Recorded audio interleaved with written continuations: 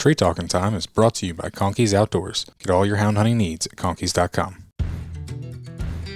Welcome to Tree Talking Time, where we talk all things tree dogs, from the smallest fights to the largest hounds, treating squirrels to bears and everything in between. And from time to time, we might even run a little fast game.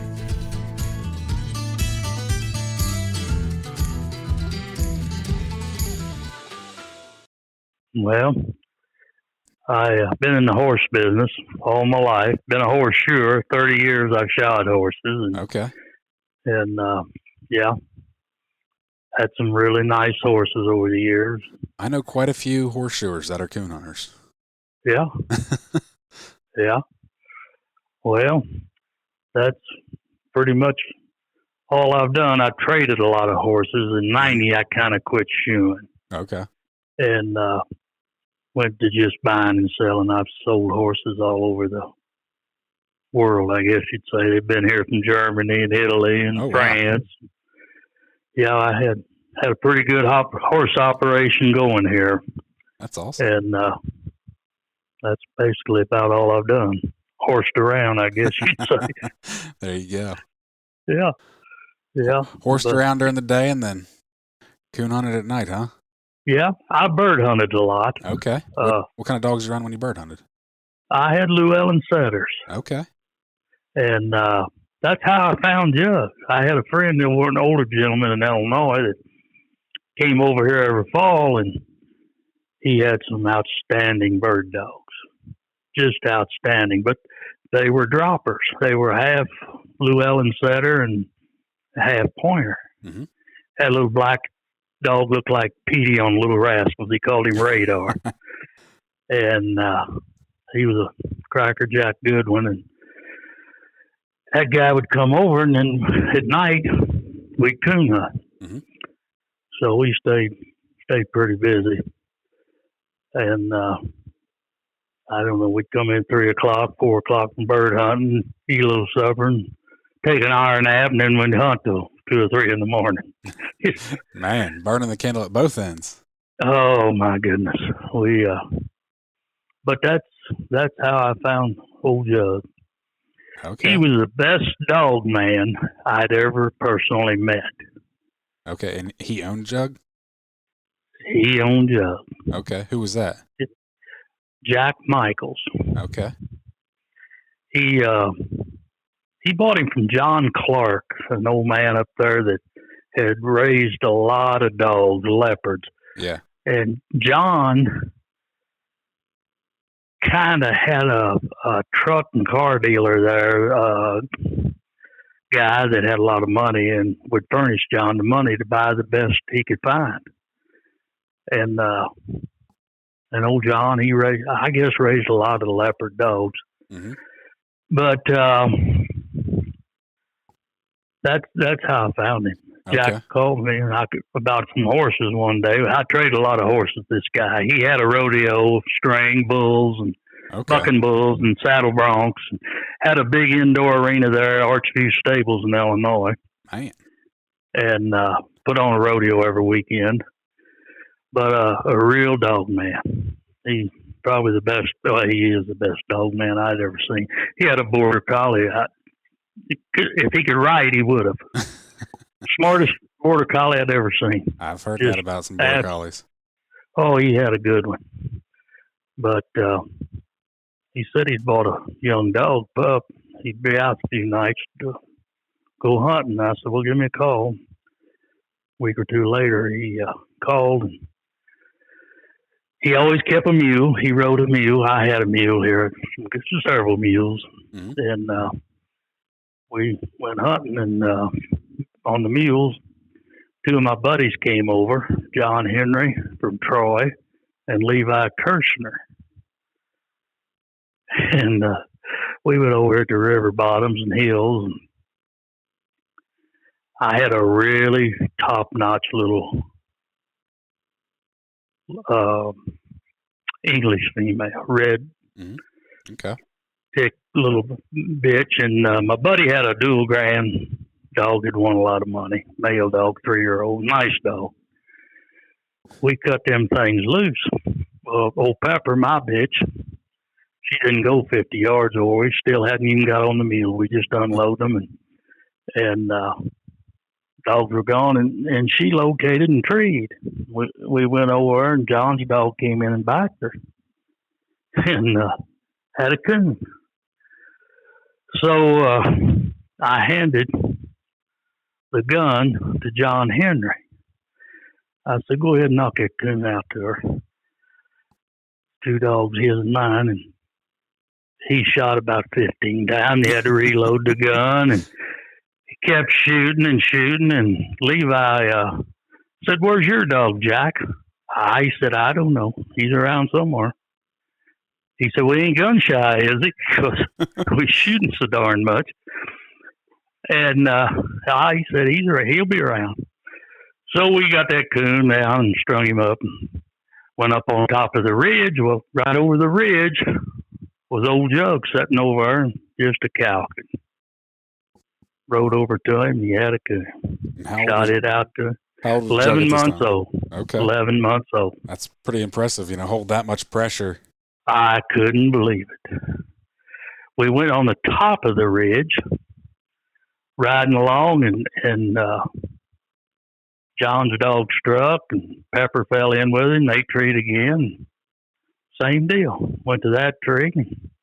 About that time, we heard old Jug on down the other side of the ridge to the left, and he started to track, and we shot that coon out to him and rode on down the ridge in, and he was treed, and went in there and had another coon.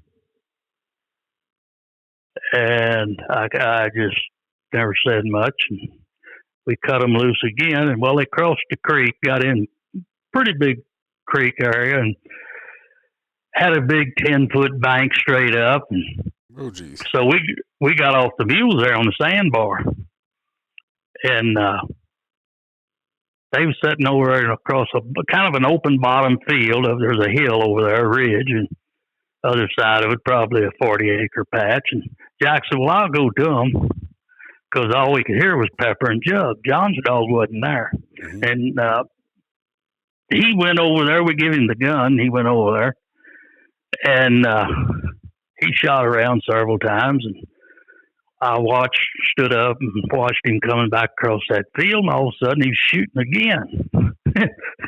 He killed a 20-pound boar coon, but Pepper and Jug were split. He said about 15, 20 yards apart. They each had a coon. Nice. And but the coon, he was carrying him back, trying to lead them 2 dogs. And John's dog come into us there at the bank, and John just snapped him. And on the way back, that coon come to life. He had to shoot him again on the ground. I guess he had a heck of a time. But that was the end of that night, and we come on in, and I got to think about that darn pup. Drove me crazy. I told him, I said, he went home. He went on home that night back to Illinois. And I called him there too, and I said, "Come on out and bring that old pup. We'll hunt again." "All right," he said, "I'll come out." Well, he come out here, and I went right across in front of my house down here, and actually turned the dogs loose right here in front of the house, and they went down this fence row and went in there, and Jug and Pepper and just Jack and I was out that night, and Pepper opened to the right, Jug opened to the left, and I can't remember who treed first, but they split again, and each of them had a coon. Nice. So I said, "You want to go to your pup first?" "Nah," he said, "he won't go nowhere." Because Pepper was closer to us walking in there, and I just petted her up, and she had a coon. I petted her. I didn't kill it because that pup was treed on down there, old Jug. And we get down there, and he had a coon. Matter of fact, he had 2 coons, I believe, best I can remember, up the same tree, and he was a tree dog. And was he chop mouth on tree or ball, or what was his? Had a long dying ball, and if he gave 2 of them, just cocked the gun. Okay. Usually 1, but sometimes 2, and kind of a squall and ball on track. Didn't say a lot. but he was extremely fast on a track. I never saw one like him before, and I have never seen one since. And I've hunted with a lot of good dogs. Mm-hmm. Matter of fact, the boy from Georgia just met a boy from Iowa here. 3 weeks ago, and give $35,000 for a 2-year-old Walker dog that he bought and took back to Georgia. Greg Mitchell. He's getting into the night hunts, mm-hmm. and nice young dog. And the closest thing that I've seen, I mean, he just goes and trees a coon. Yeah. He don't care what the other dogs are doing. He don't split. Don't leave. He'll split and stay hooked and mm-hmm. hard every breath tree dog. But Jug had that locate and die and locate and just roll it over to a hard, steady chop. Okay. Nice. Never saw him leave a tree in my life. Charles Thornhill was with me and John Henry one night, and Charlie's dog and John's dog ran by Jug. Jug was treed, and they went within 40 yards, 50 yards of him, and that Charlie couldn't believe it. And him and I walked on in there, and old Jug had a coon there. He very accurate, very accurate. Wouldn't say that he didn't miss, because I'm sure he did. I don't remember it, but boy, you could just count on seeing coon. He was so fast on the ground. Them coons, I've had him up fence post. I even had him one night in a Milo field. He was racing in there after one, and when he treed in the middle on a pair of telephone poles that had a crossbar, wooden cross. Yeah. There was 3 coons on that crossbar. I guess the others climbed up there when the race was going on, and just exceptionally fast. Yeah. Drift, and never knew where he's at. Boy, you cut him loose, he'd throw rocks, leaving, and go start a track. Could be in front of you, to the left, to the right, maybe behind you. Mm-hmm. But yeah, 'cause that's all pre-Garmin days. Oh my goodness, if I'd had a Garmin then. Yeah, I'd be a lot better shape than I'm in. Walked. Yeah. I had an old Johnson tracking system that with the antennae unfolded and held up in the air, I wished I'd had a Garmin back in them days. What year did you get Jug? He was 7 when I sold him to Wick, and I sold him to Wick. Man, I'm trying to think. Yeah, about 2000, my son said. Okay, that's kind of what I thought. He died in 2006. About 2002, I think John only had him 4 years. Okay. And he was 7 years old, John boy. Yeah. I didn't want to sell him, wasn't trying to sell him. But I was breeding a few jips to him, and I bought several jips. I never could find a really good, what I would call a real top female. Yeah. But Doc Rasmussen over here at Troy was a big-time leopard man. Okay. And he had a jip called Maggie. He was a nice little dog. He came over. I think he bred to him 3 times. Okay.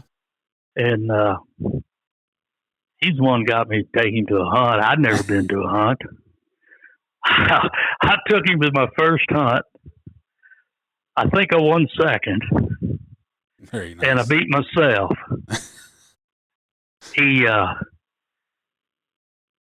treated a coon or 2, and the other dogs by. Then he treated in a hedgerow, what we call hedgerows out here in Missouri. They make fence posts out of them old hedge trees, and they're all entangled. And yeah. And we went in there, and the nicest man was a Walker judge in the cast. And we got there and couldn't find the coon. Well, I seen the coon walking in. Coon was down about 25, 30 yards, 2 trees down. Mm-hmm. And I never said nothing. We just leashed him, and they minused him there. Coming in, he said, boy, that's a nice little dog. He said, I've never hunted with one of them. And the old gentleman was from Oklahoma, I believe. And he said, it's a shame he didn't have a coon. I said, well, he had one, but it was sitting down 2 or 3 trees. He said, I wish you'd have showed it to me. He said, we could have scored that coon in that kind of situation where them trees are all together. Yep, where they're all touching. Yeah, and I didn't know that. I didn't know nothing. I just knew to strike him when he barked, and when he treed, I'd tree him. Mm-hmm. And I'd hunted him. Oh, I didn't summer hunt a lot back then, but I'd go occasionally, once every week or two, you know. Yeah. And but I hunted hard. I hunted every night and all night in the winter. Mm-hmm. And I'd go to Iowa and hunt up there for a week because they open a week earlier than we do here. And I'd camp up there with some friends of mine. I'd hunted him up there and killed a lot of coons. He just shined in Iowa. Those coons up there were a lot easier to tree than they are here. But I think he treed, I think we killed 18, 20 coons one night with him. And the kid that I took with me, his dad was a friend of mine. And we kept our mules in the barn. And he was a horseman, his dad. Mm-hmm. Kid had a young dog there. And we got that young dog started real good. I'd say so. Yeah. He was just an exceptionally one in a million. I don't ever look to have another one like him. Yeah. Love to. But a lot of people saw that dog, hunted with that dog. Yep. Now, I had 3 guys. Go ahead. You said you put him in a hunt. I'm guessing that was probably a PKC hunt if you were hunting with a walker guy. No, the guy was a walker. He judged the walkers at Ada and big time judge. Oh, okay. I got you. Walker deals. I got you. And no, I never had him. Now, Wick put him in a couple of PKCs just shortly after he got, 2 weeks after he got him. And I went with him to the first one. He said, you need to go along, see how this works. Yeah. But he won 2 or 3 of those PKCs right in a row. I went to 2 of them, I believe, with John. And the third one he went by himself, but he won all 3 of them. Gotcha. No, I was just thinking because I'm sure when you owned him, that leopards were still registered with UKC as curs. Right. That's why I was thinking when you said walker guy, I thought you were hunting against him. No, I've hunted him against a lot of walkers. Wendell Kanzler came here. Lives in Buffalo, Missouri, and he had Bennett Springs Bandit, Bennett Springs Alibi, had some really top walker dogs. He was working up here on a lake north of us. They built a construction guy, and he'd heard about it, and he called me and wanted to know if he could go hunting. Never had any idea of what kind of dog I had. I just told him, somebody told him I was hunted a lot. So him and I got together, and he went with him. He was pretty impressed. He come back in a couple of days and wanted to go again, and we went again. And next thing I know, he had a buddy from Oklahoma with a silver champion female, walker. And he told that boy, Buddy Licklider was his name. He said, you need to go with this cur dog Carr's got up here. And they thought she was in heat when they brought her, but she wasn't. She wouldn't let him cover. And anyway, we went hunting that night, and he treed across pretty good wide, not a river, but a big creek. And I could see the coon from the bank on the other side. We standing there. And they had 2 walker dogs. And those dogs were standing there barking at the water. And Wendell got on them. He said, well, them dogs' boots must leak. Because they wasn't going to cross that water, you know. And luckily, I shot that coon across that creek. And Jug was a poor kill dog. He wasn't very good at killing them. He wallered around too much and got a hold of the wrong end usually. Anyway, I see that coon looking at me as far. I got him right between the eyes, and he fell out. That dog swam that creek and brought that coon to the bank on the other to us, right to where we was at. Man. And that was kind of unbelievable. Yeah. I got him in Oklahoma, I believe, or maybe southwest Missouri down there, the leopard hunt I took him to. And there's a mean dog in the cast out of Oklahoma is what it was. And we could hear that jug treeing really good. And he was in there a good little ways, but he was a lot louder than the other 2 or 3 dogs. Mm-hmm. And we got to that tree. That judge said something about he heard a little rumbling in there. And I said, yeah, I did too. But I knew he never growled at another dog. He was 15 foot up in that tree. He got away from that mean dog. Oh, jeez. And climbed that tree. I had to get a kid climb up there and get him because he was out kind of hanging over the edge of the creek there. Pretty good sized creek. And that kid got him out of there for me. But he's just one of a kind. Yeah. I bought a full sister to him and a full brother to him. And they were zeros to me.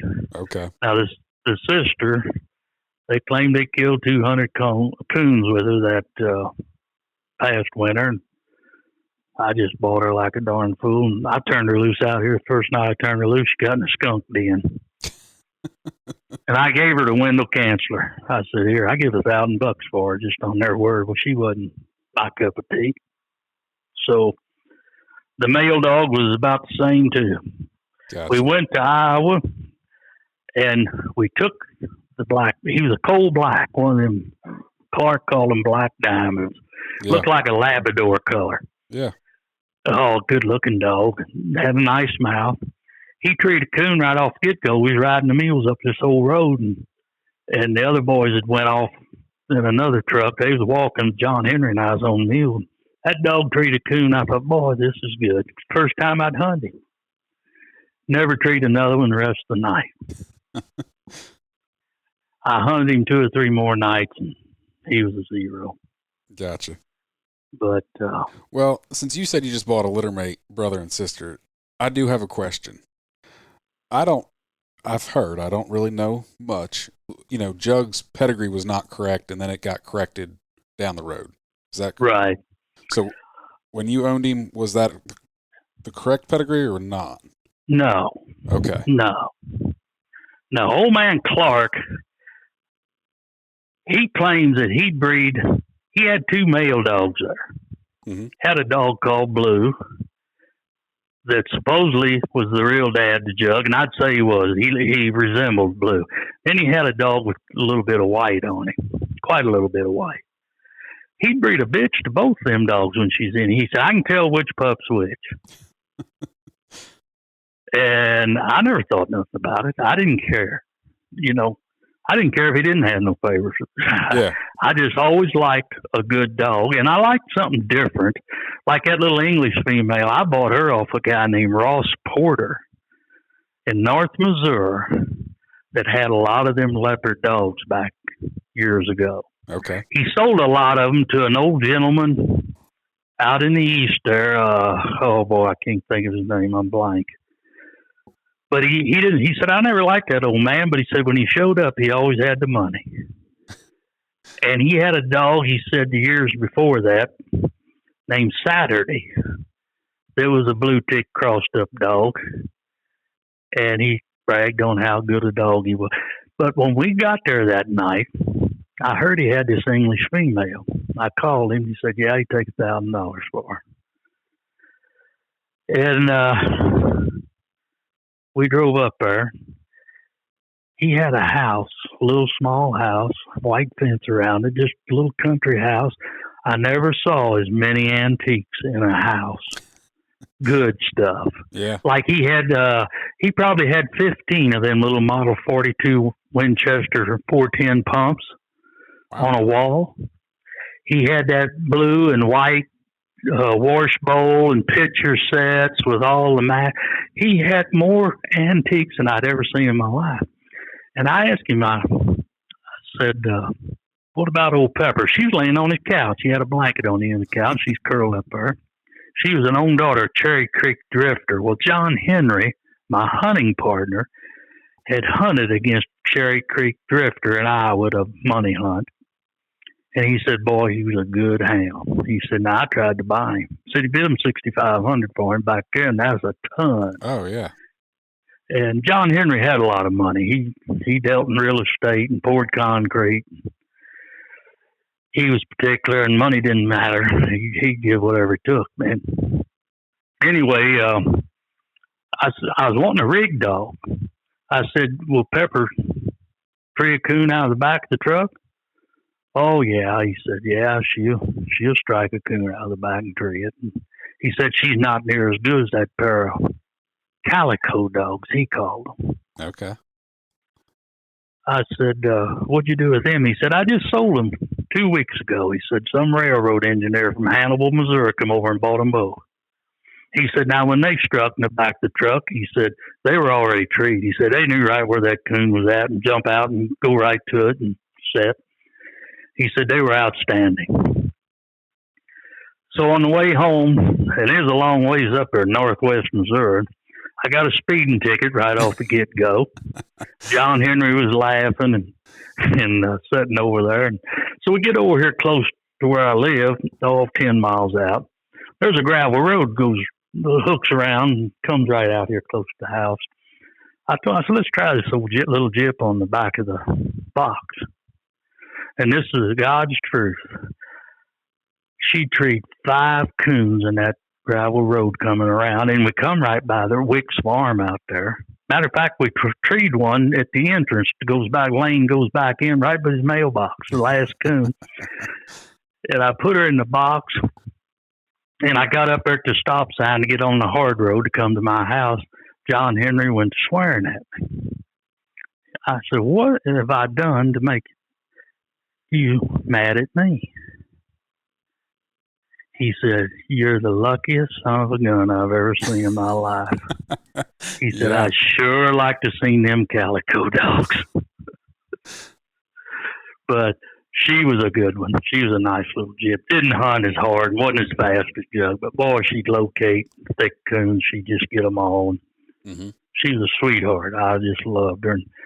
And I got her killed up in Iowa. Oh. Went over, she climbed the fence and had that gaucho wire, and it opened her from her throat to her rear end. 280 stitches. I took her in my coat to the vet and carried her and got her to the vet, and he sewed her up and put her on antibiotics, but not near enough, not strong enough. And she healed up, but she died Man. about a week later. I was just sick rough. over that. Yeah. Yeah. But I've been fortunate, and I had an awful good dog after Jug. Soft mouth, didn't have enough. He was a walker dog, and he was out of some famous dog up in the north. I can't think of the breeding anymore. I just got old and brain dead. But Hey, you've remembered a lot of very detailed things, so you're definitely not brain dead by any means. Well, I can't remember like I used to. There's a pair of brothers that hunted this male walker dog up in the north, Michigan, Minnesota, something. Okay. Really a top dog. I'll think of it maybe. But anyway, he was out of that dog, and everybody said that dog was rough and missed a lot. But my dog didn't. My dog that I bought out of him, I bought him when he was a 2, and bought him off Charlie Thornhill. Got him from his uncle. He already had 2 first and a second in the hunts. And Charlie he had the papers when he came over here. I had the dog on trial. I hunted against him one night. He left him, said, you can hunt him, Carr. Hunt him a couple of weeks if you want. And I hunted him the next night with my wife, and he treed 3 coons in a row right down here. I said, that's enough. I've seen enough. I called him. I didn't call him. I was sitting here at the house, and he called me. He said, Carr, he said, I'm headed your way. I said, where you at? He said, just down the road from your house. He said, I'll pick that dog. I said, no, I'm going to buy your dog. And he said, "You don't want that dog." I said, "Why not?" He said, "Well, hell, he's just 2 years old." He said, "He won't suit you. He needs to be finished." I said, "He's finished enough for me." And he pulled in the driveway and come in the house. Well, he threw them papers, and there's the wind slips in that envelope. He hadn't even looked at them. And that was an awful good. I hunted that dog till he was 6, and Wick sold that dog. Told some boy in Illinois, "Come over here one bad night, and that dog treated 3 coons in a blizzard, sleeting and snowing. Yeah. Treat a layup and a running coon, and just a nice dog." Nice. But I've just been fortunate. But I've been picky. What I like's what I like. I don't like a dog with a lot of mouth. I don't like a dog that snozzles on the ground. That Jug never put his head on the ground. He was a heads-up track dog. Yeah. He caught 22 coons on the ground one winter, coon hunting. I think when it was 3 or 4 year old year. Matter of fact, some guys I was going to tell you came to go hunting with him on the scene. One said they might want to breed a female. He caught 3 coons on the ground in a creek bed going up this creek before he ever treed one. That one guy said, "Does he ever tree one?" I said, "Yeah." Finally, around the edge of that big rim where we walked a circle around the cornfield and the creek, he come treed in there and did a good job. Yeah. But Wendell Canceler's a living that hunted with him a lot. Okay. A lot of them guys are gone. Yeah.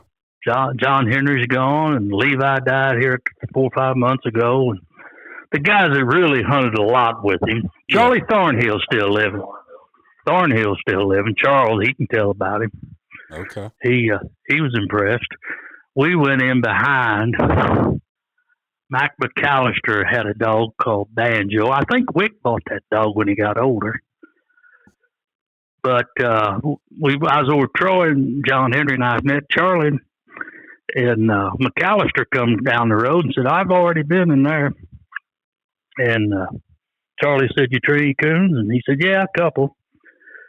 We sent old Jug up through there. We killed 7 coons up that holler after he'd already been up it a couple hours earlier that evening.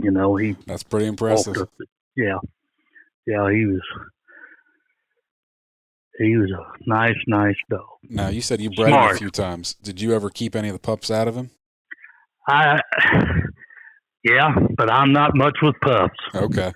Them little pups, I kept a couple out of him. I raised one litter. I bought a jit that I really kind of liked. She didn't hunt very big. I bought her off of Sam Pendleton's buddy, Buster Barnett. Little black and tan leopard female. Real tree dog, real locator, not much hunt. So, first night I took her, we pulled up over there, and John's dog struck in there, and I had another dog. It struck in there, and he said, "Where's Ruby?" was her name. He said, "Where's Ruby?" I said, "I don't know." About that time, they come treating an old slough up here just not far from us, and I turned around and looked, and Ruby was sitting in the four-wheeler. John left his door open. She was sitting up in the seat right in the four-wheeler. I looked around. He looked around. He saw that, and he went busted out. You had to know this John Henry. He had the biggest squall laugh. He just bellered. "Oh, boy," he said, "you've got yourself a problem now." And but we didn't. We fanned her a time or two, and she'd go hunting. Not big, but 200 or 300 yards around. And a real nice, I bred her. I raised a female, pretty blue leopard. I named her Sarah Palin. I named there was a leopard male. I named him John McCain, Sarah Palin, and the third one I named Obama. And Obama was the best of the 3, but I sold them all. I'd have a finished coon dog, and I didn't have the patience to mess with one that needed a lot of hunting, Yeah. I'd rather be hunting a good dog that I liked. And they were nice pups. They started, and they'd run and tree. And that's probably the only 3 I ever just kept back for a while. But I sold 3 or 4 litters of them pups. Okay. So he was bred a little bit before John got him, then. Before Wick got him, yeah. Wick bred him to a Walker Gyp. Yeah. And that might have been one of the best crosses. Now, McDill had the very best cross on that dog. They brought a female up here from Mississippi and hunted him. They hunted Jug one night. Old man John McDill. Yep. And that cross produced that black dog down there, Johnny Red. Yep. I tried to buy him. Okay. And Wick went down there, and I told Wick, I said, boy, you can get that dog, we need to get him. And he went hunting, and that kid was 12 or 13 years old, and he wanted to hunt that night with him. But he said he acted just like Jug. He just didn't know it. Everybody was a friend to him. He'd just lay around and quiet until dark. When you got ready to cut him loose, he'd fly in there and get treed and had a real mouth and a nice dog. But they wouldn't sell him, and they fooled around, let him. Somebody stole him, or he got away and got run over. They never did find him. Gotcha. Yeah, I had him, but yeah, I had a friend of mine lived in Mississippi for a while, and she had some leopards, and she'd take, one of her leopards to a hunt, and she said everyone that saw a leopard, the first thing they would say, "Oh, is that dog, got any of that Johnny Reb blood in it? That Johnny Reb dog was great," and so. I think he was. Randy McDill was probably the hardest hunter of all them guys. And old man John had a dog called Scooter. Mm-hmm. There was a litter mate to Johnny Reb, but I think he was more of a locate and hunt around you dog, where Johnny Reb would take a track like old Jug. He'd go hunting. It didn't make no difference what kind of track. Yeah. He's going to tree that coon. Now that's my understanding from Randy, and I talked to that Randy quite a lot. He had an awful good female out of that cross. Mm-hmm. Matter of fact, he kept her till she died, and they say that somebody left a check there for $10,000. Anybody wanted to challenge her. Now that's the story I've been told. I don't know. Yeah. And I don't think that Randy or that old man John or any of them would tell you wrong. Yeah. I think they was good people, honest, and they was impressed. But I don't know.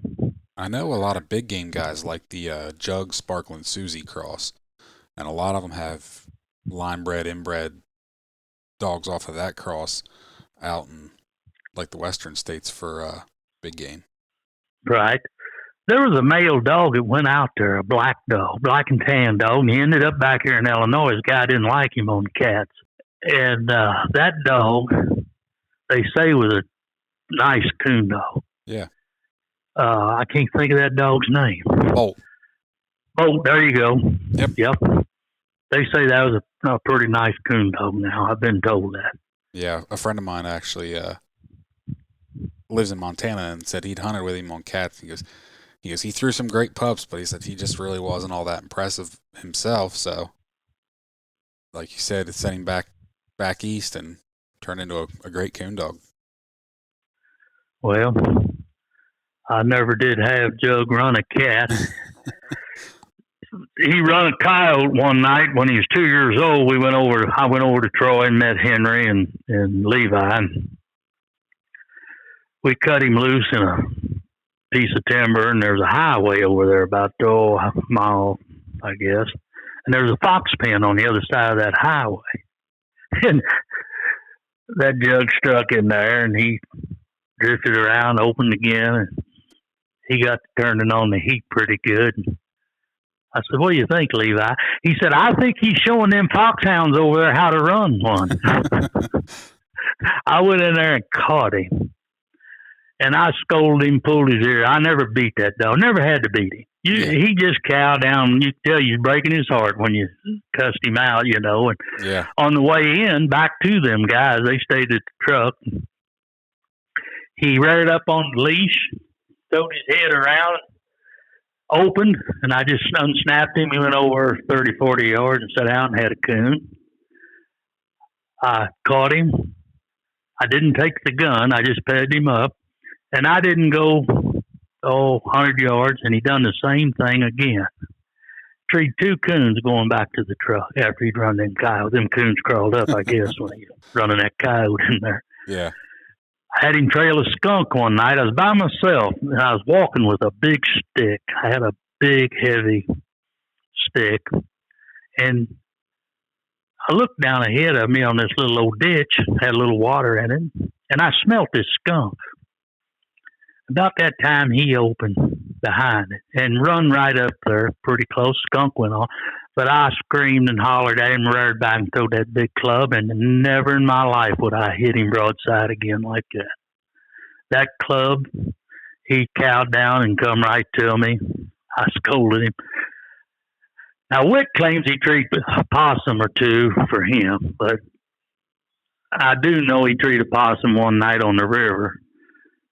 And I never seen him treat another possum from that time on to when Wick got him. Now, John's a real good friend of mine, but John's always got to get a little credit for training one. Well, he was already trained when he bought him. I can tell him that. Gotcha. And he wasn't a foolproof one at the beginning, but never was bad. Never. Yeah. I mean, anybody could live what he done wrong. Yeah. Hunted too hard for them old guys over there, had that Leopard breed club. They just hated for me to show up. Matter of fact, I won second over one night at, I believe, Tilden, Illinois. And there's a guy named Jerry Daniels, and he didn't like John Clark. And he was walking up and giving out trophy to first place, shook his hand. He just set mine on the ground in front of me and went on to the next guy. I didn't care. I knew what I had, and I knew what they had. Yep. And Mike Ridenauer was a really good fella, lived down south of him. He had that doll female. And she's a little black and tan female. She grubbed too much. Wouldn't finish a track. She tackled too tough a track, but would tree a coon. Mm-hmm. He come up here, had a guy with him named Tubby. He said was his banker. I guess his Tubby had a lot of money. And we took old Jug that night. I think 3, 4, 5 coons. He looked like $1 million. Couldn't have looked no better. They laid $6,500 on the hood of a truck to buy him. I said, I ain't gonna sell you that dog now. I said, forget it. Well, they bought a litter mate to him, supposedly. Yeah. But that dog had a lot of white on him. And my buddy Wendell Kanzler had him first, went and got him. That Wendell bought 20 of them leopards trying to find one that can beat, even close to him. He just hung them a little while and get rid of them. But anyway, when Wendell had him, that dog was an automatic strike dog off the end of the tailgate, just barked every time his foot hit. I just hated him. Yeah. They won the world hunt with him. And then they sold him, and then I heard that guy hated him so much he shot and killed him. Daggone. Now, that's the story I heard. I don't know that, but I do know Mike Ridenauer was a good guy, and Old Doll won the world championship. She was in my cast. I was in her cast, I guess I should say. And that was at Tilden, Illinois, I believe. Okay. But they cheated me there. I'd treat him, and he was in there a good quarter or a little more. He was across the river.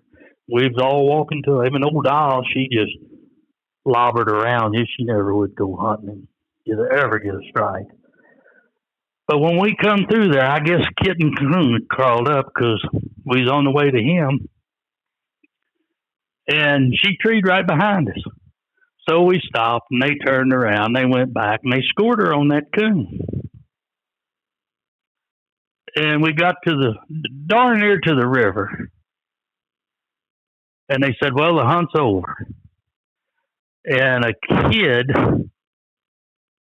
that was in the cast, nice kid, he said, I'll go get him for you, Mr. Carr. And I said, well, I appreciate that. I'll give him my leash. He come back and said, he had 3 coons up one tree. but the hunt was over. What kind of rules are those? The dogs. I have no idea, but that's what they done to me. And I'm trying to think of that kid's name. Dogs treat before hunt time's over. You go score it. Well, hunt's over, they said when we got to the river. Time's up, hunt's over. And we fooled around, turned around, wasted 10 or 15 minutes walking back. 5 minutes back, and then they stood there for 5 or 10 minutes, and old Jug sitting across the river, or just cow, cow, cow, cow, cow. And I knew, but I didn't know nothing. I didn't know the rules. Hell, Yeah. I'm a dummy when it comes to that wild coon hunts. I didn't know nothing. Doc Rasmussen just talked me into taking him and putting him in some of them hunts. I took him to Claude. Somebody had a cur and feist. Claude Thomas in Elnora, Indiana. Yes, sir. I went all the way up there, got a motel room, and Rick Stretch, who at that time was working for Wick before he got into the trouble he got into. Yeah. And I said, Stretch, why don't you hunt old Jug? Well, okay, I'll hunt him. You know, Rick talked funny. His dad came over there and met us. And I went on the cast. Rick handled him. He treated him on a hillside. You can see it kind of in the sky, you know, old Jug standing on that tree. And a big blue leopard dog come in there and knocked him off that tree. And rolled him, and he jumped up and run back up to the other side and stayed back about 20 foot. And we went in with, 350 or 400 points. Well, the other cast was an hour late getting in. You're supposed to have been in there in so long with time, you know, when the hunt was over. Yeah. They give you 30 minutes or whatever. Oh. And I got word later they called in, and they come in there with, 50 more points than what we had in our cast. So we got second at the curve last time. Got beat by a feist. But I didn't, you know, it ain't no sense arguing with them guys when they hate for you to show up anyway. So I just got sick of them. I just got sick of them over. Yeah. And I sold him to Wick, and then all the stuff started on the papers not being right. Well, he got John Clark to come over and straighten him out the way he's supposed to be. And they re-registered him the right way. Gotcha. But a lot of guys hated that. Now, them guys, especially that little group around there, didn't go for it because they didn't like him and they didn't like me. Too much dog for them old guys. They talk about it. They be around there all day at one of them big deals. Come dark, you'd never see them. Most of them go to motels or somewhere. They wasn't in the hunt. Yeah. Not all of them, but there was probably 5 or 6. Mm-hmm. Dang sure didn't care for me or Jug. Conkey's Outdoors is proud to be a sponsor of Tree Talking Time. Family, hunting, tradition is the Conkey's motto. They understand the importance of passing down the tradition of hound hunting. They are a family-owned business that treats you like family. They also understand the importance of having the gear you need when you need it. Conkey's carries everything for your next hunt, and it ships to your door quick. They also offer great warranties on all tracking systems and financing options. Check them out at conkeys.com. You can also use the code TreeTalkingTime5 in all caps to save as well. I wish I could have seen him go, and you know, I'm kind of critical, and I'll be honest here with you, and in the listeners here. I tend to shy away from jug-bred dogs, and my reasoning is not actually Jug. My reasoning is Jug was the hot stud of the day when UKC changed leopards from curs to hounds. Right. And everybody wanted a dog out of Jug. And I think a lot of stuff that on paper says Jug today is junk, and the papers ain't worth what they're printed on. And I don't think that's John's fault. I don't think that's Jug's fault. I just think that there's a lot of junk within the leopard breed that happened right around 2008 to probably the next 3 or 4 years because everybody wanted a leopard dog. But everybody wanted a leopard dog to hunt like a hound because they said hound. So, right. And like I said, Jug was the big name. John was a big promoter, and That's just my opinion. John never really he was sick, you know. He had a lot of bad health. He had brain surgery and back surgery, and at the time, right after he got him, he didn't get to go on and do what he wanted with that dog. But he got his paper, and that Ingram, I know, said any of those pups that came from here where I'd raised, he would change the papers on them. Yeah. And make them right after he got that right, which was good. Yeah. But there was a lot of junk. Now, I'm going to be real honest. I've only seen probably 5 to 10 of those leopards that I'd even own. Okay. I bought 2 females off of Buster and Sam Pendleton. Sam Pendleton was a leopard, man. He had that dog that won the Governor's Cup and was a hot rod of the day. He beat Rick Saflin with that Scout dog and won the Governor's Cup. They say that was a really good dog. I tried to buy a female out of him. An old gentleman had down there, but he wouldn't sell her. Kids hunted her. And Maggie was okay. She'd tree coons, not with the speed that some people would want, especially a competition. I didn't care about competition. Yeah. To me, it used to be really crooked. I think they've got it straightened around better. But I always had them good horses.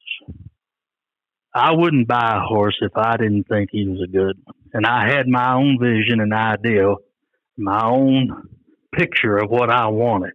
I had probably, I'm going to say 5, if not more, world champion halter horses. Okay. That I bought a mare when she's a wingland colt. I sold her as a 2-year-old for $20,000. I give $2,500 for her as a wingland. I won the state of Missouri with her in halter. She was undefeated, 12 shows, won all 12. Was grand champion over all ages, and that was tough to do. A mare called Sure Smooth Chick. I sold her for $20,000. They won the world championship with her 6 times. The only mare in history to ever walk in that world show 6 years in a row and be a world champion. That's impressive. And I was kind of that way about my dogs. Mm-hmm. That dog aggravate me. I take a little aggravation. I, try to cure them of whatever was wrong. Deer race, coyote race, whatever. But I wasn't going to spend my hunting season trying to make a dog better. He either had to have some right stuff or I'd get rid of them. Gotcha. And some of these guys in that leopard breed would talk about it. And Ron Gannis was going to come here 2 or 3 years in a row. Never showed up. I told him, welcome to come. Bring that good dog. I gave that McDonald and Gannis, I give him a male dog I'd bought that was out of jug. But he had big ears. He'd tree a coon, but if he's out there by himself, he'd stay. But if another dog barked over there somewhere, he'd leave the tree and go to him. Yeah. Back him, And I gave that dog to him. And 2 or 3 dogs, I give that McDougal or McDonald or something. He acted like, he acted like he knew everything about them leopard dogs. He put out so much malarkey. And then the guys around Illinois, of course, they all had them pure leopards. They were pure leopards. They made their biggest mistake by not backing that wick and really trying to promote the leopard breed. I think the leopard breed, until Jason called me, it's pretty much, you don't see much out of them. Not a lot. They don't get pushed in the hunts by any means. Well, I don't think a lot of them leopards are hunt material. Now, some of them, if you got the right cross, like Johnny Reb and that Jip that Randy had, I know there's some that can do it. But the majority, like the 2 females I bought to breed, one was a little tree dog, but she sat back 15 foot off the tree and sat on her butt and bark up. And Didn't have a good mouth. Pretty little bitch. And okay. The tree coons. The other one had a real mouth and was a really good looking leopard female. And I sold her to a guy. And I knew she'd treat coons. I'd hunt her a night or two, and she was okay. Well, he gets her. He's going to put her in the world hunt. He just loved her. He never seen one like her, and he had several leopard dogs around. I'm not going to say who it was, but I thought, oh my goodness, Jug'd leave her a mile and a half behind on a running coon. I promise you. Yeah. But I just was amazed by him. Yeah. And I begged Wick to collect him. I said, "Man, you need to get semen out of that dog." But there was some culls. I had some of them that were culls out of. Not everything. I think his grandpups, I think actually are better than what he was as a producer. Okay. They produced better than he did. Gotcha. But I had ragtag females. Maggie was the only good gyp that I saw, other than them boys in Mississippi. Yeah. Now, I don't know that gyp you're talking about. That Sparkling Susie, is that supposed to be Gannis's bitch or something? I forget what she was out of. I'd have to go look it up. I don't remember what she was out of, but I know, well, Dan McDonough was the one that he inbred them dogs a lot, and then they ended up out west. But I've heard from 2 or 3 guys out west that said they're phenomenal cat dogs. Really? Sparkling Susie. Like I said, I'd have to go look and see how she was bred. I don't even remember. I remember the name at the time. I'm not so sure that Gannis might have raised her. But I'm not sure. I don't remember. I mean, like I said, I'm old and my memory's not as good as sharp as it was, and I got out of it. And I've got a dog here. I still hunt just a little rig hunt around these old roads. After they get the crops out, I'll drive around the edge of them fields. I was raised here. I'm 78 years old, and I know every farmer in this country, unless they sold the farm to the kids sold it to somebody out of the city or something. Yeah. Got a lot of hunting, good hunting, and got a lot of coons in this area, really. Nice. But I don't know. Sparkling Susie, I've heard of her, but I can't put her. I don't know what she's out of or where she came from, but I heard of that gyp. Yeah. I'm looking through some stuff on my phone and I can't find. I thought I had it, but I don't. I'd heard of Jason, the boy that told you to call me. Yeah, Jason Keene. I'd heard of that boy, and I'd heard he had some good dogs. Matter of fact, a guy up in Iowa, a policeman, young man, Steve he's got Thomas. a gyp. Yep, nicest guy I ever talked to. Mm-hmm. He called me and wanted to know about this and that and stuff. And I hate to say a lot. There's a lot that I know that these guys think they know, and they're wrong. They don't know. I tried to buy Jug's mother. Okay. Same guy I got Jug from had her. He got mad at her because she'd tree in the ground too much. Mm-hmm. And she wouldn't leave. She'd just stay and dig. And he sold her some boys over at Redbud, Illinois, and I called over and tried to get her off of them. They wouldn't lease her. They hunted her, and they liked her. She'd tree coons for them. And I guess she died on them. I never did hear no more. I called them 2 years in a row trying to get her off of them. But she was a little high tan, black and tan kind of colored bitch. Okay. Some tried to tell me she was a Stevens, Kerr, and I've heard all kinds of stories. But I did see her, and I don't know. I've heard all kinds of stories too. That's why I was hoping you could set me straight. Well, she was a tree dog and a good little old country coon dog, but she had her faults. Yeah. And they all do. I mean, they ain't none of them perfect. I've never seen a perfect one. Yeah. But she's not the way that some of them say that Jug's mother was. supposedly there's a walker back in her pedigree, but she sure didn't have no walker color. Gotcha. She just looked like a little high tan gyp to me, which had a few dominant darker spots on her. Mm-hmm. Now she made that.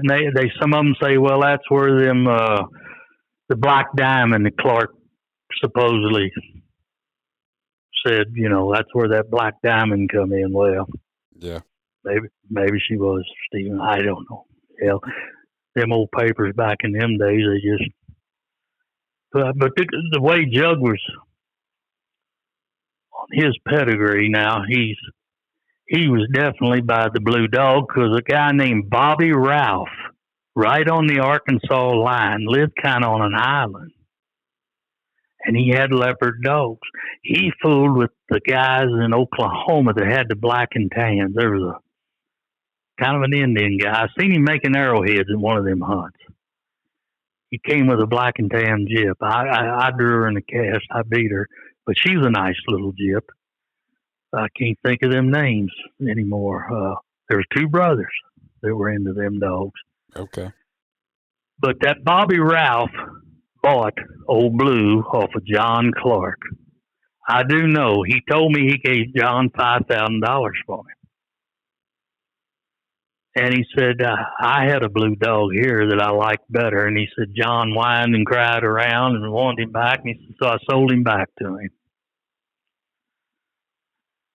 But that's all I know is what I was told, And, yeah. There was a coach down there on the Missouri line that lived close to Bobby Ralph. Bobby's wife had a bad accident and got like $1 million settlement. And he got calling me. I'd sold him a pup or two out of old Jug, met him. And then now I've heard that he's gone and him and his wife had divorced, and I don't know. But he knew John real well. I didn't know John all that well. I'd been over there 2 or 3 times, but he was kind of a peculiar old guy. Okay. Really had them kennels, and I'm still trying to think of the man's name that backed him with the money. I want to say Essen Price, but that might not be right. But anyway, John go all over the country and just buy the best dog he could find. If he's heard of a good one, he'd go try to buy him for that old guy. Yeah. That car dealer wanted good ones, and they said he had several of them. Gotcha. But as far as the day John told me he'd breed a bitch to either one of them male stud dogs, Blue or that other dog, I thought, oh boy. Yeah, I can tell the difference, he said. I know which one's out of which. I'd never heard of that till that day. I told Jack Michaels, I said, he's crazy. Yeah. We left there. What happens when it looks like the mother? Yeah. I don't know. But Clark had quite I'd say 8 or 10, 15 dogs around there. Yeah. And really took care of them. Now, he did take care of them. He cleaned them pens 3 or 4 times a day if he needed to. I mean, he fed them good and kept them warm. Yeah. But I never did hunt with the daddy to him. Michaels did. Michaels said he took Jug with him the night he bought Jug. He said, that pup, put it on old Blue, I'd say. He said, old John couldn't hear nothing but Blue, but he said, I could hear that pup. And he tree ahead of him. Said, you could just hear that dog locating. Yeah. Said, what a tree dog. So that's all I know about the Blue part of it. Gotcha. And then when Jack got the mother, I went back over to Jack's, and he had already sold her, but he still had her there. They was coming to get her, boys from down there around Red Bud, Illinois. They were going to coon hunt her. Mm-hmm. But I did see her. She was a nice little female. Yeah. But no, it's been interesting. Like I said, I know stories and stuff, but it's nice to actually hear about him. But like I told you, a buddy of mine bought a dog straight from John, really heavy line bred on Jug, and I will say he had a tremendous mouth. You would not have thought this 50-pound little high tan cur dog, by all accounts, would have such a big mouth. But he had a tremendous mouth. Jug had a good mouth. Now, some of them, one night I come in from on a hunt, Rex Laker was on the cast. He had that bitch that they put in the Hall of Fame, little black and tan female.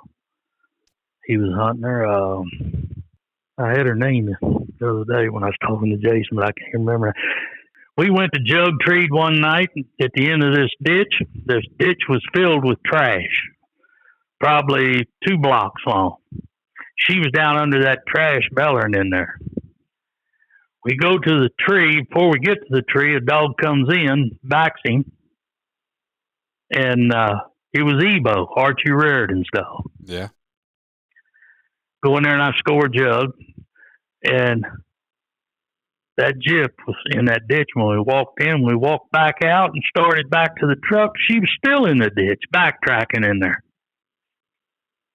Just, just a difference in people. That's for sure.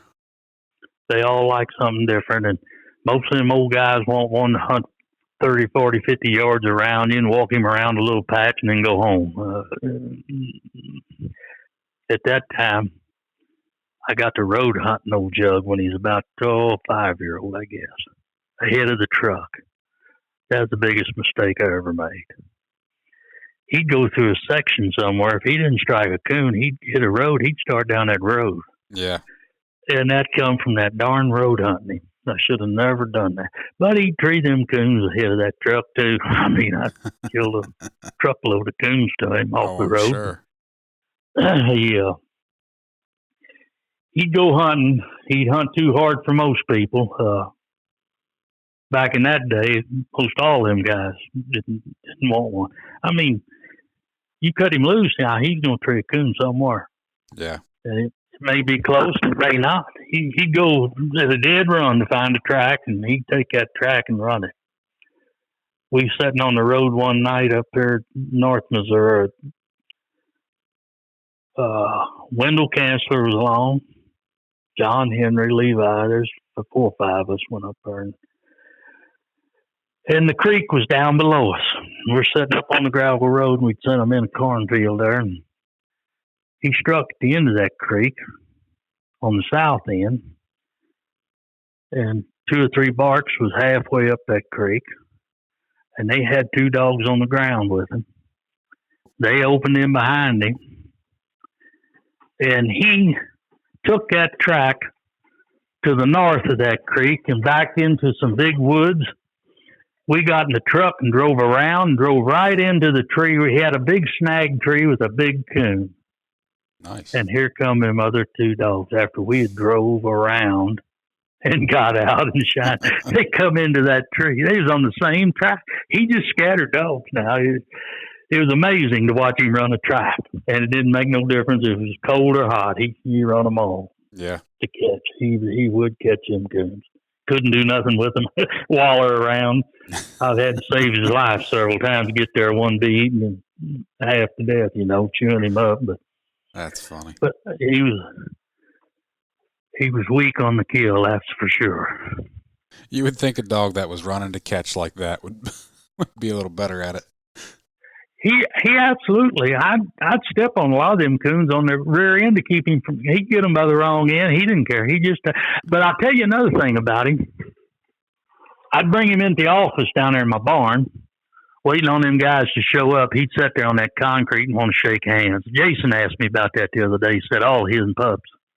He wanted to know if Jug ever. I said, "Every night." He just sat there and put his paw up there on my leg, wanting me to shake his hand. Yeah. And as soon as a coon was dead, he was gone. Now, when that coon was dead on that ground, he didn't hang around, want to fight no more. Or no, he was out of there. You better have your string on him if you didn't want to go hunting again, because he'd leave. Yeah. Stretch had a jip over here one night for somebody. Oh, some big guy up there that he hunted some dogs for. Oh, he's got that game farm. got them deer up there fenced in. He does that deer hunting deal. Russ Big in Ballard. the, you bet. That's who it was. Yep. Had a jip, and she treated a coon right in front of Stretch and I made him ride a mule. I said, I ain't walking. Where we're going, I ain't about to walk. Well, he didn't know about this. I said, that old mule's gentle. I said, all you got to do is just step up on there and he'll follow my mule. And anyway, treat a coon, and we're standing there. That jug come up out of the cornfield bottom, never said a word, come up to that tree, saw us and ducked off and took off down the hill there. And before he got to the creek, he was treed down there and had a coon. He didn't like it if one treed a coon on him. He was going to tree one too, you know. Yeah. But I never saw a dog on a dead coon that would leave as quick as him. He didn't care no more about fighting or licking or chewing on that dead coon, you know, like some dogs would just stand there forever, and which was good. Yeah, that's how a lot of that fighting gets started, you know, over them dead coons. Oh yeah. And now that's something that aggravates me and my call out here. We go round and round usually during kill season, at least once or twice. He wants to pile on a dead one after, you know, I'm trying to carry it out or something. Mm-hmm. Me and him, we've had some fights over that, and I tell him. Now, who's he by? So he's out of a plot hound male and a leopard jip. It was an accident out here. Yeah. Goes back to a bunch of big game leopards from down in West Virginia. Right. On the leopard side, and then plot hounds. There's some coon hounds, you know, stock in there, and there's some big game stock in there. Right. So. Right. I would say that old Juck been all right on them cats. Man took him out there and got him on them. Yeah. Started him on. As fast as he was on the track. Oh, yeah. I saw Wick, another dog that, several years after Jug had passed, 2 or 3 years later, I sold John a leopard dog. It was a really nice rig dog. Better rig dog than he was on the ground, but it was pretty deathly out of the back of the truck. Mm-hmm. He's got a picture. I was looking at an old leopard. Well, it's a coon hound bloodlines. Yeah. January 2009. The dog on top of the dog box, I sold Wick. Okay. And I think for $650 or $750. And I met him in the road over here one night coming in. I was going out to go hunting. Him and Richard Wilson were coming in. They had 12 or 13 coons in the back of that truck they'd caught with that old dog. Nice. Yeah. Did you know Richard Wilson, the guy that hunted with Wick a lot? No, I didn't. He could tell you a lot about him. Richard had a real outstanding female out of that Walker cross that John made. Okay. And they got her run over here one night, got her killed. But they say she was a crackerjack good one. Yeah. I had several guys that hunted with her and knew a coon dog, and they all said she was pretty outstanding. Even John. John said she was a dandy. Yeah. But yeah, they're quite different, those leopards. They are. That's for sure. They make up. They're easy to break. Need reliable housing for your animals? Animal Housing Solutions in Mayo, Florida builds custom coops, kennels, and shelters that are strong, durable, and designed with your animal's comfort in mind. Whether you need a large-scale kennel or a small custom chicken coop, they've got you covered. Quality craftsmanship, great service, and solutions built to last. That's the Animal Housing Solution promise. Check them out at Animal Housing Solutions on Facebook. Animal Housing Solutions, where your animals come first. I was partners with Dwayne Clark on Spring Creek Rock. Oh, wow. And him and I partnered on a lot of horses. And I had 5, maybe 6 of those Rock pups. They were older dogs, 2-year-old and 3-year-old. They couldn't back water at that jug. I didn't like none of them. Wow. Matter of fact, Dwayne come up here to go hunting. And we went on the mules on a big ranch over here, 6,000 acres conservation place. Well, he brought 3 walkers. and they run a deer, run it out of the country. He had to get home, so he come back to the house. And luckily, the only smart thing I ever done in my life, before we left, I put my collars on his dogs. He said, "Oh, they'll be calling you tomorrow, Carr." And I said, "Yeah, I'll get them." So I went around the next day and got them all picked up. I had Rock, had Spring Creek Jill, and Spring Creek Sparky. He said, "Well, go ahead and hunt them, Carr, while you got them up there." And he said, "I'll be up there next week and get them." I said, "All right." I took Rock, loaded him in the dog box, all the way to the place out here where I was going to turn out 4 or 5 miles. He just growled and raised Cain in that dog box. I thought, "Well, you son of a gun." He got on the water on the creek. I never was so disappointed in a dog in my life. Yeah. Got him caught and got home. Took Jill the next night and went with another old man out there that had a nice farm, a lot of coon. She treated a coon, and she made about, I'm going to say, 3 to 5 slick trees in a row, and I had enough. Oh, I leased her, brought her in. Next night, I took Sparky. Now, they didn't like Sparky because she had a little flag in her tail. She was ticked up, and she was short-eared and monkey-eyed. She was a coon treeing machine. She was the best one. I wouldn't have traded a picture of her for them other two, Rock included. But he got a lot of notoriety about him. Yeah. Everybody liked him. Spring Creek Rocks. Well, yep. I had another one that he wouldn't take the water. He wouldn't cross 6 inches of creek water. He'd stand and bark at the creek. And I didn't care for them. No, not when but I don't know how you have a coon dog that can't cross water. Well, I don't either. I have no clue. But that night, Wendell and them boys were here with them, a gold champion and a silver champion. They're standing at the bank barking, and old Jug sitting across that little old ditch creek. Oh, it was 30, 40 foot across there, and probably 3 foot deep at the deepest. And I shot that coon out, and he brought it to me. But, yeah. I don't know how you get a gold champion that take water. But that's what they told me they were. I didn't see the papers or nothing, but I'm pretty sure they'd had them in hunts and won money with them. But no, I agree with you. I don't know how you do that either. To me, those leopards are smart. Even if they don't make a competition dog like Jason's wanting, I know he's wanting something to fire in there quick and be quick and everything. But the ones that don't make it are nice pleasure dogs. Just go out here and take for a little hunt. Yep.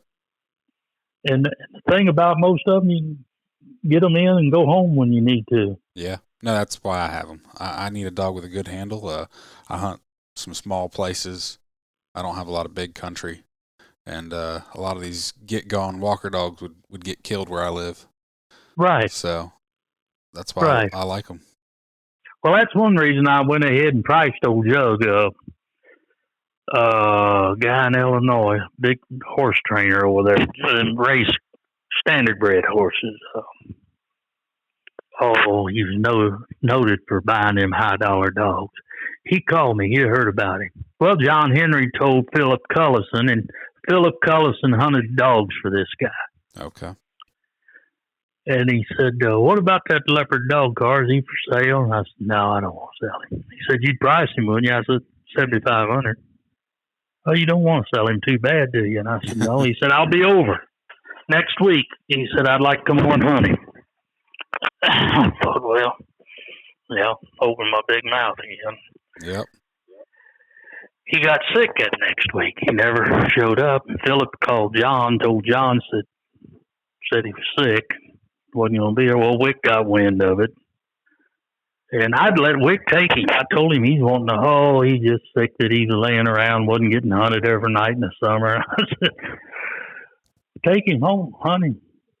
I said, "Hunt him up and take him some of them PKC hunts." Yeah. I knew he could get part of it. I didn't know if he could get it all. Because there's some pretty good dogs that look, good some nights and stuff. But anyway, he had him about, maybe a week. And him and Wilson had hunted him pretty much every night, most all night. And he come walking in there and he said, I heard you was going to sell them jugs. I said, nah. I said, Tex Motes. Tex Motes was the guy's name. He'd spend whatever it took to get them to. Money didn't matter to him. He had 20 horses in training, and had money. Anyway, he said, I heard you priced him the Motes. I said, yeah. I said, but he's overpriced. I said, $7,500. Well, he said, I'm going to buy him. I said, why would you buy him? I told you take him hunting. I'll just buy him, he said. He was worried to death that Tex Motes would come and go hunting with him and buy him. Yeah. And he said, you can hunt. I said, well, there's going to be 2 stipulations. Oh, here we go, he said. I said, no. I said, I want lifetime breeding rights to him. That ain't no problem. He said, you know right where he'll be. And I said, I want him cash. I'm not putting a check in my checking account for a dog for that kind of money. He said, well, give me a couple of days. But he said, he's mine. I said, okay. 2 days later, I'm sitting down there in my office on the desk, and he comes in swinging a sock, had a white sock, and it's full of cash. I still got the check up there in the bank box. I saw it the other day. Jug dog sold Wick. Yep. That's pretty cool. That's the story, and that's the truth. A lot of them said, oh, that was baloney and malarkey and everything, but it wasn't. And well, like you said, back then, that's big. That was big money for a dog. That was 20 years ago for a guy that's trying to make a living and 3 kids and 2 girls in college. And I always kind of traded them things off if they made something, And yeah. But I'd let them come and hunt them. And I sold a guy in Kansas a really nice little black and tan leopard female. I can't think of his name now. That's when I had the other black and tan Ruby. I'd bought a pair off a guy down here in South in the hills. And that old boy, he just thought she was world class. She was a nice little female.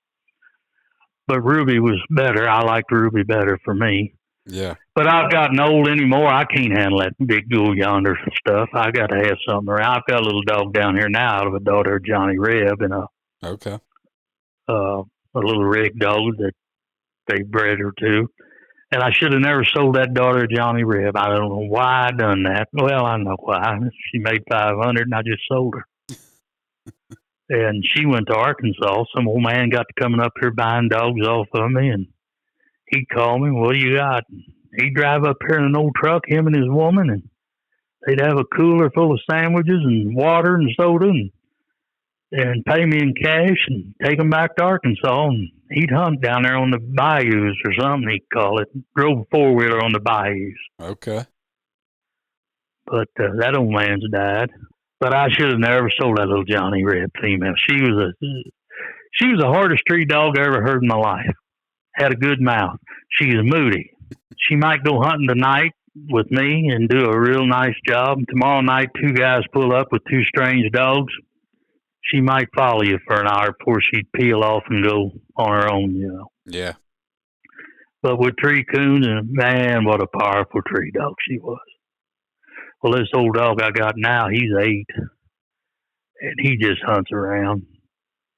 Road just rigs around close, 200 to 300 yards as far as, and not a dog take a track. He's more of a locate and lay up dog, He don't run no tracks like I like, but hell, it's so hard to find anything you like anymore. Yeah. They don't come around. I guess Jason's got some young dogs he said are doing really good. Yeah, he said, I just was talking to him, and he said he's got a couple that he's pretty excited for. He's getting ready to make a big cross on that female that's up there at Thomas's. I believe. Now, I think that's what he told me.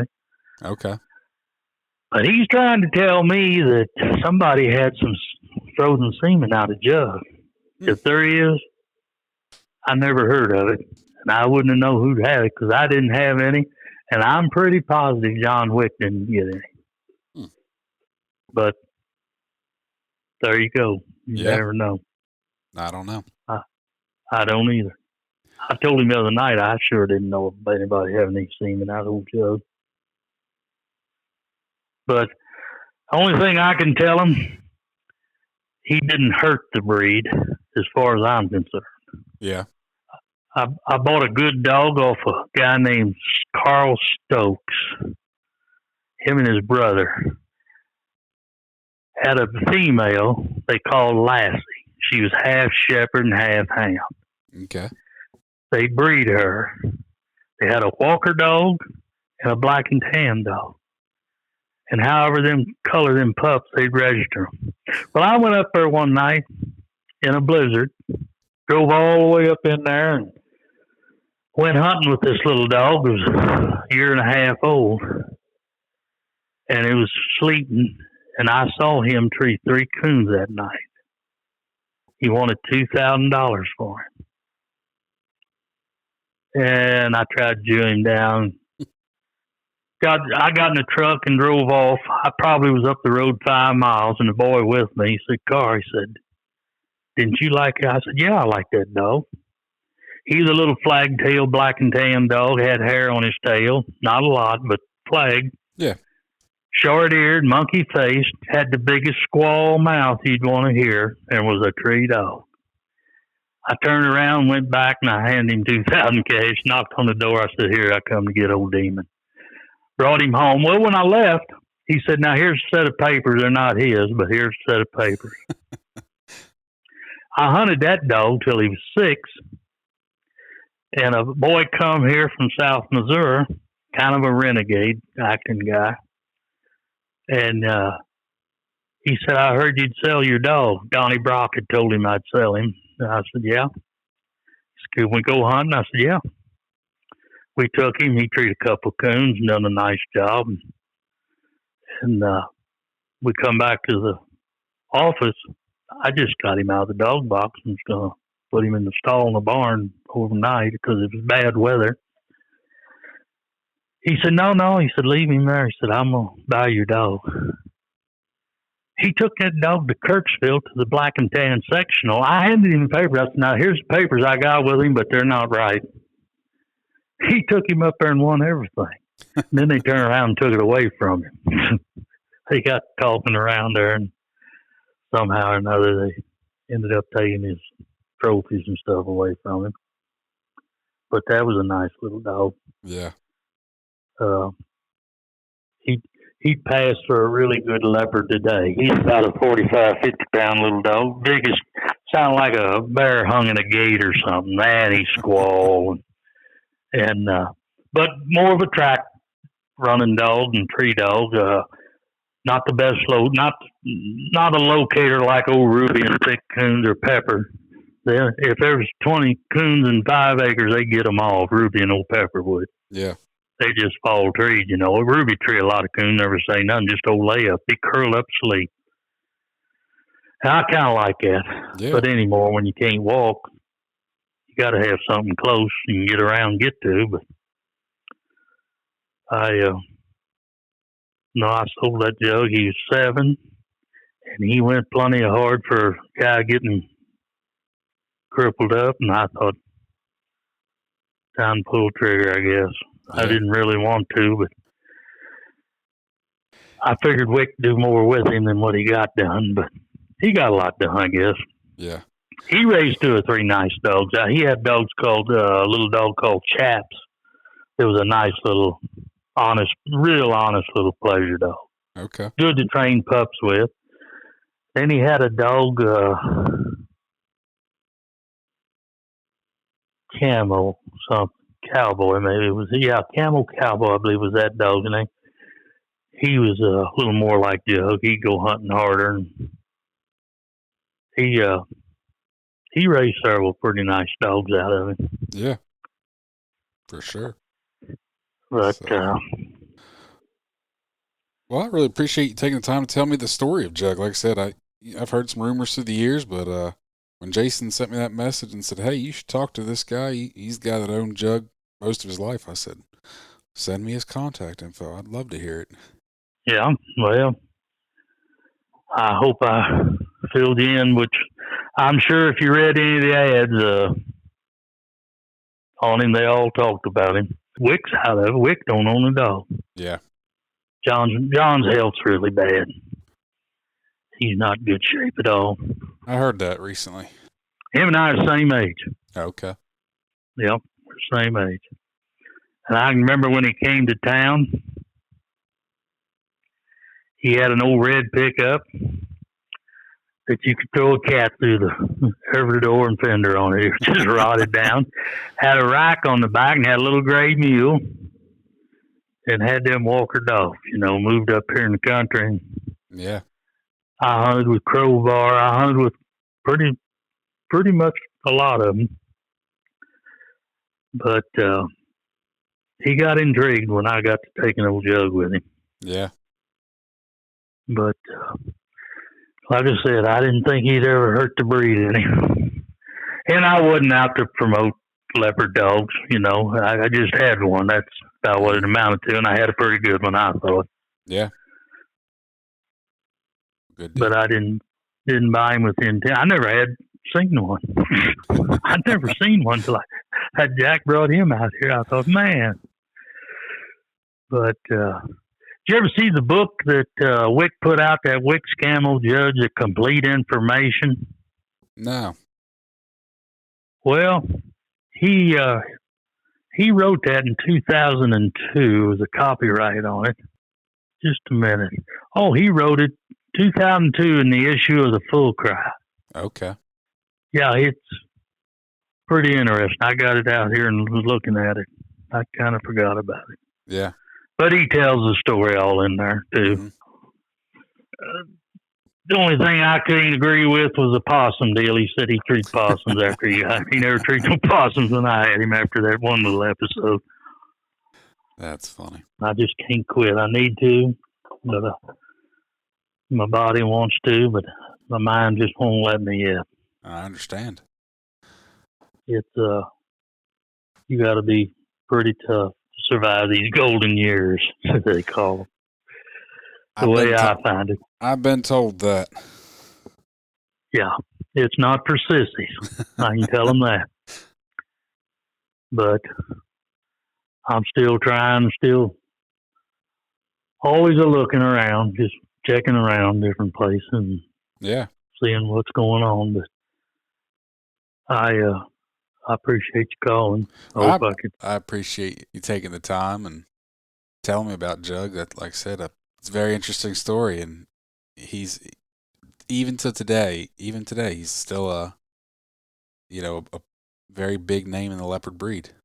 Oh, I think he's in a lot of them's pedigrees. Yeah, I'd say from what I've seen and heard, you're hard pressed to find a leopard without him. Yeah, I'd go buy Wicks and get a cooner and different books. And I just let my subscriptions run out and kind of quit. And there for a while, I did quit. It didn't go for a year or so, and then I got the fever again and got a hold of this dog I've got. Anyway, but I hope it's some good thoughts for you. Yeah, definitely. I appreciate it. You can find me on Facebook and Instagram at Tree Talking Media. And until next time, keep them talking in the timber.